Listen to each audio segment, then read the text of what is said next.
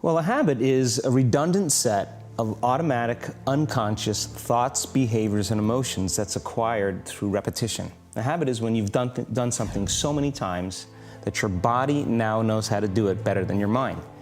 So if you think about it, people wake up in the morning, they begin to think about their problems. Those problems are circuits of memories in the brain.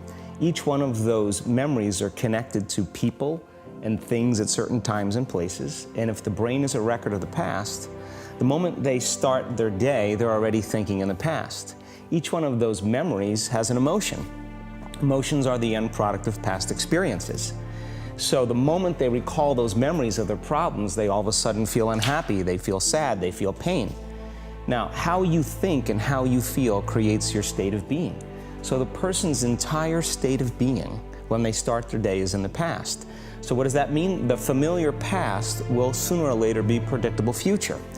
So if you believe that your thoughts have something to do with your destiny, and you can't think greater than how you feel, or feelings have become the means of thinking, by very definition of emotions, you're thinking in the past. And for the most part, you're going to keep creating the same life. So then people grab their cell phone, they check their WhatsApp, they check their texts, they check their emails, they check Facebook, they take a picture of their feet, they post it on Facebook, they tweet something, they do Instagram, they check the news, and now they feel really connected to everything that's known in their life. And then they go through a series of routine behaviors. They get out of bed on the same side, they go to the toilet, they get a cup of coffee, they take a shower, they get dressed, they drive to work the same way, they do the same things, they see the same people, they push the same emotional buttons, and that becomes the routine, and it becomes like a program. So now they've lost their free will to a program, and there's no unseen hand doing it to them. So when it comes time to change, the redundancy of that cycle becomes a subconscious program. So now 95% of who we are by the time we're 35 years old is a memorized set of behaviors, emotional reactions, unconscious habits, hardwired attitudes, beliefs, and perceptions that function like a computer program. So then a person can say with their 5% of their conscious mind, I want to be healthy, I want to be happy, I want to be free. But the body's on a whole different program. So then how do you begin to make those changes? Well, you have to get beyond the analytical mind, because what separates the conscious mind from the subconscious mind is the analytical mind. And that's where meditation comes in, because you can teach people through practice how to change their brainwaves, slow them down.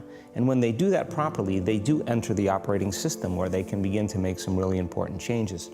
So most people then wait for crisis or trauma or disease or diagnosis. They wait for loss, some tragedy to make up their mind to change. And my message is, why wait? And you can learn and change in a state of pain and suffering, or you can learn and change in a state of joy and inspiration. And I think right now, the cool thing is that people are waking up. That's really interesting, and where I found the deepest hooks into how powerful this can be for somebody is when you talk about trauma, and you've talked about how people experience a traumatic event, but they then basically rehearse it, and how that then has this knock-on effect. So what is that? Why do people find it so hard to get past trauma? The stronger the emotional reaction you have to some experience in your life, the higher the emotional quotient, the more you pay attention to the cause. And the moment the brain puts all of its attention on the cause, it takes a snapshot, and that's called a memory. So long-term memories are created from very highly emotional experiences. So what happens then is that people think neurologically within the circuitry of that experience, and they feel chemically within the boundaries of those emotions. And so when you have an emotional reaction to someone or something, most people think that they can't control their emotional reaction. Well, it turns out if you allow that emotional reaction, it's called a refractory period, to last for hours or days, that's called a mood. I say to someone, hey, well, what's up? You say, I'm in a mood. Well, why are you in a mood? Well, I had this thing happen to me 5 days ago, and I'm having one long emotional reaction. If you keep that same emotional reaction going on for weeks or months, that's called temperament. Why is he so bitter? I don't know, let's ask him. Why is he so bitter? Why are you bitter? Well, I had this thing happen to me 9 months ago. And if you keep that same emotional reaction going on for years on end, that's called a personality trait. And so learning how to shorten your refractory period of emotional reactions is really where the work starts. So then people, when they have an event, what they do is they keep recalling the event, because the emotions of stress hormones, the survival emotions, are saying pay attention to what happened because you want to be prepared if it happens again. Turns out most people spend 70% of their life living in survival and living in stress. So they're always anticipating the worst case scenario based on a past experience. And they're literally, out of the infinite potentials in the quantum field, they're selecting the worst possible outcome, and they're beginning to emotionally embrace it with fear. And they're conditioning their body into a state of fear. Do that enough times, body has a panic attack without you. You can't even predict it because it's programmed subconsciously. So then you say to the person, why are you this way? And they'll say, I am this way because of this event that happened to me 15 or 20 years ago. And what that means from a biological standpoint is that they haven't been able to change since that event. So then the emotions from the experience tend to give the body and the brain a rush of energy. So people become addicted to the rush of those emotions, and they use the problems and conditions in their life to reaffirm their limitation, so at least they can feel something. So now when it comes time to change, you say to the person, why are you this way? Well, every time they recall the event, they're producing the same chemistry in their brain and body as if the event is occurring, firing and wiring the same circuits and sending the same emotional signature to the body. Well, what's the relevance behind that? Well, your body is the unconscious mind. It doesn't know the difference between the experience that's creating the emotion and the emotion that you're creating by thought alone. So the body's believing it's living in the same past experience 24 hours a day, 7 days a week, 365 days a year. And so then when those emotions influence certain thoughts, and they do, and then those thoughts create the same emotions, and those same emotions influence the same thoughts, now the entire person's state of being is in the past. So then the hardest part about change is not making the same choices you did the day before, period. And the moment you decide to make a different choice, get ready, because it's going to feel uncomfortable. The bigger thing is that we keep firing and wiring those circuits. They become more hardwired. So you have a thought and then the program runs. But it's the emotion that follows the thought. If you have a fearful thought, you're going to feel anxiety. The moment you feel anxiety, your brain's checking in with your body and saying, yeah, you're pretty anxious. So then you start thinking more corresponding thoughts equal to how you feel. Well, the redundancy of that cycle conditions the body to become the mind. So now, when it comes time to change, a person steps into that river of change and they make a different choice, and all of a sudden, they don't feel the same way. So the body says, well, you've been doing this for 35 years. You're going to just stop suffering and stop feeling guilty and stop feeling shameful, and you're not going to complain or blame or make excuses or feel sorry for yourself. Well, the body's in the unknown. So the body says, I want to return back to familiar territory. So the body starts influencing the mind, and it says, start tomorrow. You're too much like your mother. You'll never change. This isn't going to work for you. This doesn't feel right. And so if you respond to that thought as if it's true, that same thought will lead to the same choice, which will lead to the same behavior, which will create the same experience, which will produce the same emotion. I want to talk about that notion of, give me a little more detail on what you mean by the body becomes the mind, or the unconscious mind. What do you mean by that exactly? Well, those are two different things. Your body is your unconscious mind. In a sense, if you're sitting down and you start thinking about some future worst-case scenario that you're conjuring up in your mind, and you begin to feel the emotion of that event, your body doesn't know the difference between the event that's taking place in your world, outer world, and what you're creating by emotion or thought alone. So most people then, they're constantly reaffirming their emotional states. So when it comes time to give up that emotion, they can say, I really want to do it, but really the body is stronger than the mind because it's been conditioned that way. So the servant now has become the master. And the person all of a sudden, once they step into that unknown, they'd rather feel guilt and suffering because at least they can predict it. Being in the unknown is a scary place for most people because the unknown is uncertain. And when people say to me, well, I can't predict my future, I'm in the unknown, and I always say the best way to predict your future is to create it. Not from the known, but from the unknown. What thoughts do you want to fire and wire in your brain? What behaviors do you want to demonstrate in one day? The act of rehearsing them mentally, closing your eyes, and rehearsing the action. Rehearsing the reaction of what you want, or the action? Yeah, the action of what you want. By closing your eyes and mentally rehearsing some action. If you're truly present, the brain does not know the difference between what you're imaging and what you're experiencing in 3D world. So then you begin to install the neurological hardware in your brain to look like the event has already occurred. Now, your brain is no longer a record of the past.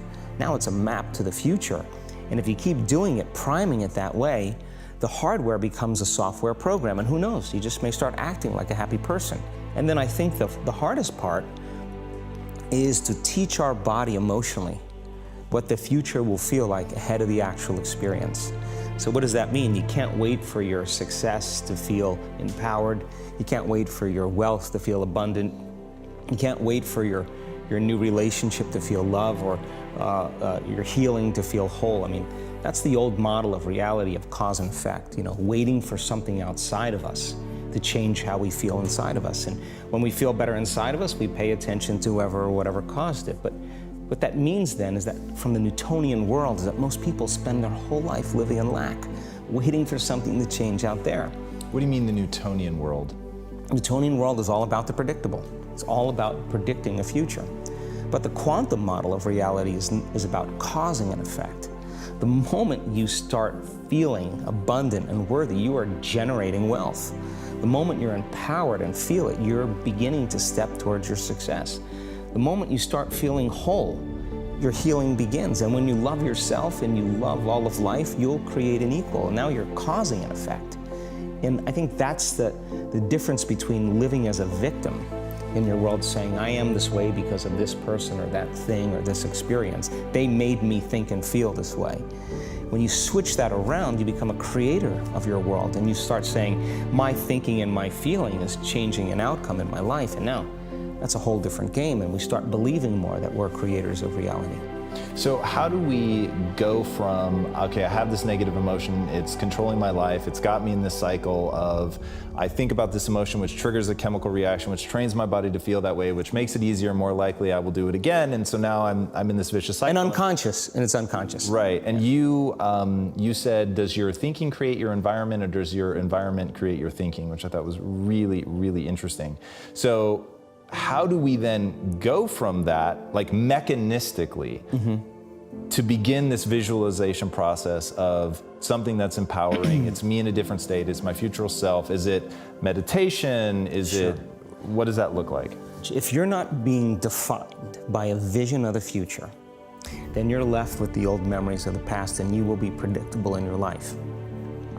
And if you wake up in the morning and you're not being defined by a vision in the future, as you see the same people and you go to the same places and you do the exact same thing at the exact same time, it's no longer that your personality is creating your personal reality. Now your personal reality is affecting or creating your personality. Your environment is really controlling how you think and feel unconsciously, because every person, everything, every place, every experience has a neurological network in your brain.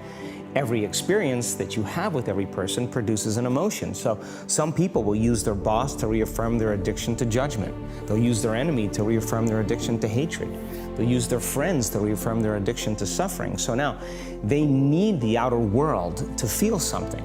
So to change then is to be greater than your environment, to be greater than the conditions in your world. And the environment is that seductive.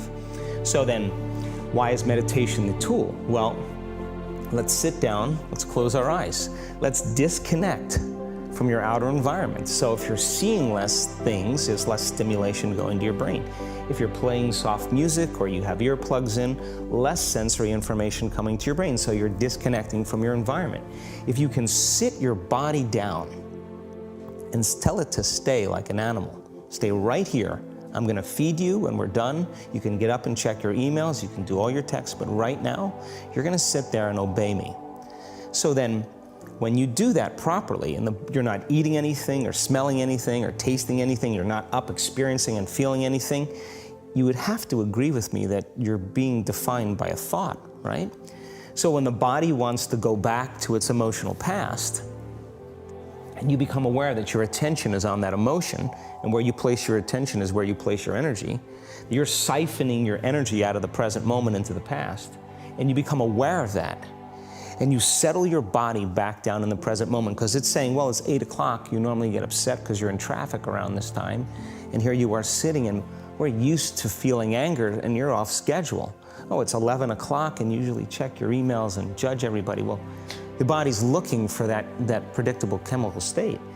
Every time you become aware that you're doing that, and your body is craving those emotions, and you settle it back down into the present moment, you're telling the body, it's no longer the mind, that you're the mind, and now your will is getting greater than the program. And if you keep doing this over and over again, over and over again, over and over again, just like training a stallion or a dog, it's just gonna say, I'm gonna sit. And the moment that happens, and the body's no longer the mind, when it finally surrenders, there's a liberation of energy. We go from particle to wave, from matter to energy, and we free ourselves from the chains of those emotions that keep us in the familiar past. And we've seen this thousands of times. In fact, we can actually predict it now on a brain scan.